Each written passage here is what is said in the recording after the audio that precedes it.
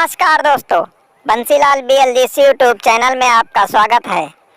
तो चलिए शुरू करते हैं। जब मैं सुबह कमरे में गया तो मधु के कपड़े फिर से बदले हुए थे और उसके चेहरे पर मेकअप के निशान भी मौजूद थे। अब मुझे बहुत हैरानी होने लगी, इसलिए मैंने कुछ और करने का सोचा। मैंने अस्पताल के एक जूनियर डॉक्टर को अपने साथ मिला लिया था और उसे भारी रकम देकर राज़ी कर लिया था।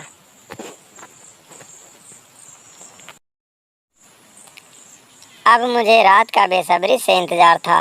जैसे ही रात हुई, मैंने उस जूनियर डॉक्टर की ड्रेस पहन ली। मुझे मधु के कमरे में जाने से कोई भी नहीं रोक रहा था।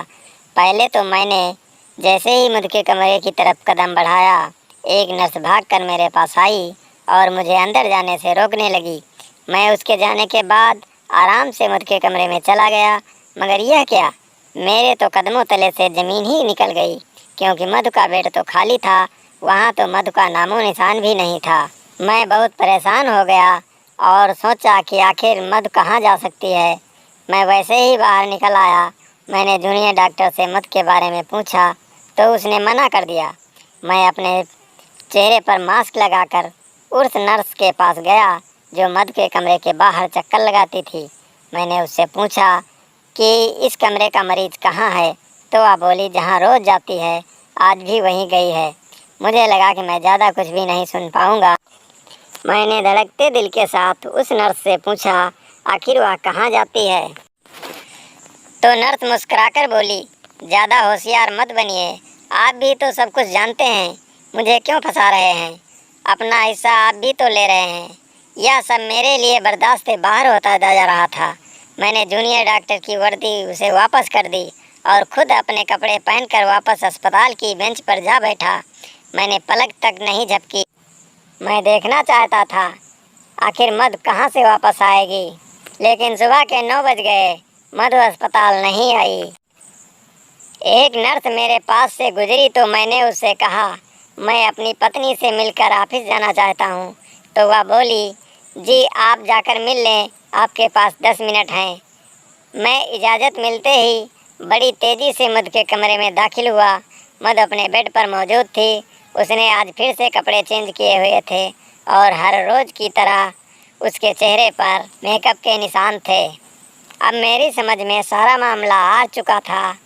जो कोई भी मधु को रात में बिस्तर से अगवा करता है, वह उसको अस्पताल के पीछे दरवाजे से लेकर जाता है। इसलिए मैंने यही फैसला कर लिया था कि मैं अब अस्पताल के पिछले दरवाजे की निगरानी करूंगा। मैंने अस्पताल वालों के साथ एक चाल चलने की कोशिश की। मैं मधु के कमरे में गया। वहाँ मैं 10 मिनट से ज़्यादा रुका था।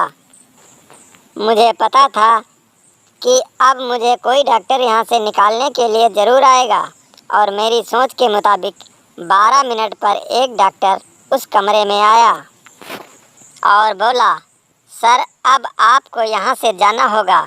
मरीज़ के पास ज़्यादा देर रुकना ठीक नहीं है। मैंने इस बात पर सर हिला दिया। डॉक्टर साहब, मैं 2-3 दिन के लिए अपने गांव जा रहा हूँ, इसलिए मैं अस्पताल के चक्कर नहीं लगा पाऊँगा। आपसे गुजारिश है कि आप मेरी पत्नी का ख्याल रखिएगा। किसी भी तरह की इमरजेंसी में मुझे कॉल करके बुला लीजिएगा। डॉक्टर ने मधु का ख्याल रखने के लिए मुझे यकीन दिलाया, तो मैं उनसे मिलकर अस्पताल से बाहर निकल गया और फिर ऑफिस चला गया। और शाम को जब ऑफिस से लौटा तो अपना भेष बदलकर चेहरे पर मास्क लगाकर अस्पताल के पिछले हिस्से में जाकर बैठ गया। मुझे थोड़ी ही देर गुजरी जब मैंने कुछ ऐसा देखा जिसे देख मेरा दिल ही बैठ गया। मधु अपने कदमों पर अस्पताल से बाहर निकल कर आ रही थी और फिर वह एक बड़ी सी गाड़ी में बैठकर चली गई। दुख दर्द परेशानी हर चीज़ ने मुझ पर हमला कर दिया था। मेरा दिल चाह रहा था कि मैं यहाँ बैठकर ज़ोर ज़ोर से रोना शुरू कर दूँ, लेकिन मेरा मधु की पीछे जाना भी ज़रूरी था। इसलिए मैं मधु की गाड़ी का पीछा करने लगा। आज शायद मेरी ज़िंदगी का सबसे बुरा दिन था, जो मुझे सदमे पर सदमा मिल रहा था। मधु की गाड़ी का पीछा करते करते मैं वहाँ पहुँचा जहाँ से उसको निकाल कर अपनी ज़िंदगी में लेकर आया था। मैंने उसको इज्जत दी थी, अपने घर की सुरक्षित 4 दीवारी दी थी, मगर उसने क्या किया वह जिस गंध से निकली थी फिर उसी गंध में वापस लौट गई। जब मधु कोठे में दाखिल हो गई तो उसके 10-15 मिनट बाद मैं भी कोठे में दाखिल हो गया था। मैंने अपना भेष इस कदर बदल रखा था कि मुझे कोई भी आसानी से पहचान नहीं सकता था। अब हुआ यूँ कि जब मैं कोठे में दाखिल हुआ तो मधु नाच रही थी। मेरा दिल चाह रहा था कि मैं अभी उठकर मधु को एक जोर से थप्पड़ मार दूं, लेकिन मैंने सब्र किया। मैं जानना चाहता था आखिर मधु यह सब क्यों कर रही थी, उसने मुझे धोखा क्यों दिया। अगर उसको नाचने का इतना ही शौक था तो उसने मेरे सामने अच्छाई का ड्रामा क्यों किया। डांस देर रात तक चलता रहा। सुबह 4 बजे के करीब सभी अपने अपने घरों को वापस जाने लगे, लेकिन मैं वहाँ से ना उठा।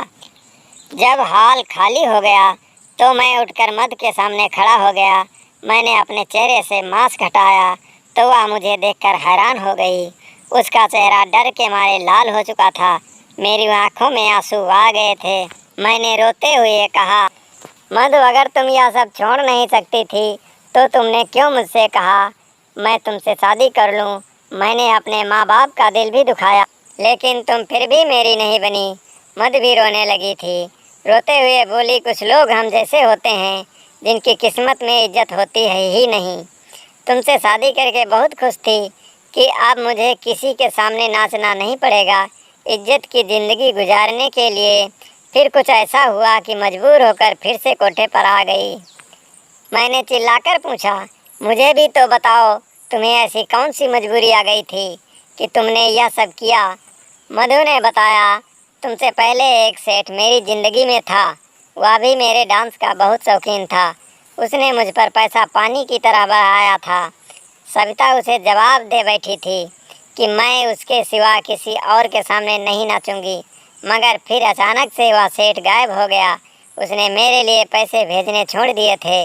सविता ने 2 महीने इंतज़ार किया, लेकिन जब उसकी तरफ से कोई जवाब नहीं आया तो उन्होंने मुझसे एक बार फिर भरी महफिल में डांस करवाना शुरू कर दिया। उन्हीं दिनों मेरी नज़र तुम पर पड़ी थी। तुम एक दिन मेरा डांस देखने आए थे। तुम मुझे बहुत ही अच्छे लगे थे। फिर यूँ हुआ कि हम दोनों की मोहब्बत परवान चढ़ गए और फिर तुमने 7 लाख रुपए देकर मुझे खरीद लिया। लेकिन हमारी शादी के 2 महीने बाद ही वह सेठ भी वापस आ गया। उसने सविता मैम से कहा था, अगर मैंने दोबारा डांस नहीं किया तो वह मेरे पति को जान से मरवा देगा। सविता के भी टुकड़े टुकड़े करके कुत्तों के सामने डलवा देगा। मैं यह कैसे बर्दाश्त कर सकती थी कि मेरा पति ही मुझसे छिन जाए। मैंने अपनी जान बचाने के लिए उस सेठ की बात मानी। मुझे जैसा कहता गया मैं वैसा ही करती गई।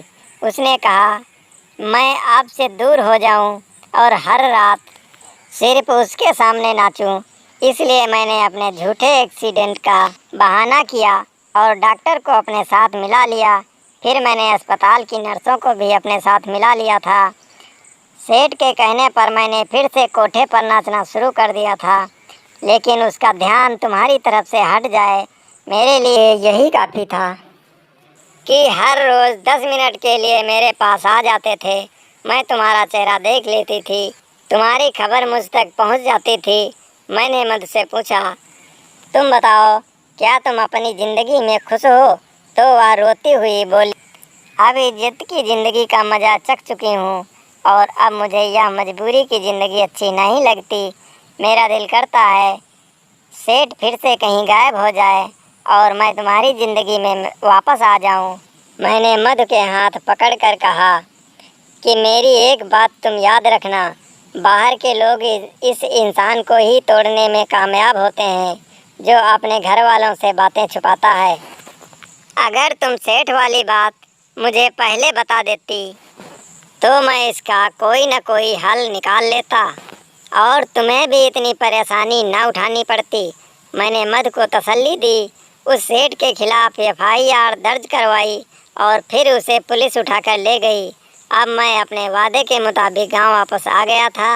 मेरे माता पिता ने भी खुले दिल से मधु को बहू स्वीकार कर लिया था और मधु ने गांव के माहौल को अपना लिया था। इस तरह मधु और मेरी की ज़िंदगी एक बार फिर से सही रास्ते पर आ गई थी।